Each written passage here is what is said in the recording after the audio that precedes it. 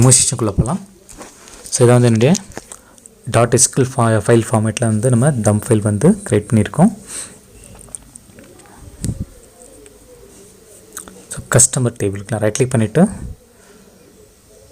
Select நம்ம கொரியை run பண்ணுறோம். டோட்டலாக பார்த்தீங்கன்னா 20 ரெக்கார்ட்ஸ் மேலே இருக்கும். இந்த ரிசல்ட்டில் வந்து 220 ரெக்கார்ட்ஸ் இருக்கும். இப்போ நான் வந்து அதை ட்ரன்கேட் பண்ணுறேன். ரைட் கிளிக் பண்ணிவிட்டு அதேமாரி கஸ்டமர் _ காப்பி அதையும் வந்துட்டு நான் ட்ரன்கேட் டேபிள் கொடுக்குறேன். ஸோ ரெண்டுமே வந்து நான் வந்து செலக்ட் ரோஸ் கொடுக்குறேன். இப்போ பார்த்தீங்கன்னா டேட்டாஸ் எதுவுமே இல்லை. கொரி நான் ரெண்டுமே வந்து நான் ரன் பண்ணுறேன். டோட்டலாக வந்து எந்த ரெக்கார்ட்ஸில் வந்து இல்லை. டோட்டலாக பார்த்தீங்கன்னா 220 ரெக்கார்ட்ஸ் மேலே வச்சுருந்தேன். இப்போ வந்து எந்த ரெக்கார்டும் இல்லை.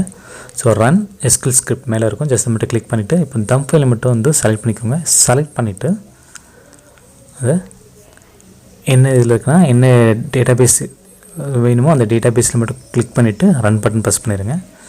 ஸோ அந்த இடத்துல பார்த்தீங்கன்னா இப்போ கஸ்டமர் _ காப்பி நம்ம வந்து எக்ஸ்ப்ளோர் பண்ணியிருந்தோம் இல்லையா, அந்த டேட்டா வந்து இதில் வந்து இம்போர்ட் ஆகிருக்கும். ஃபார் எக்ஸாம்பிள் இப்போது TestDB வந்து ரெஃப்ரெஷ் பண்ணுறேன்.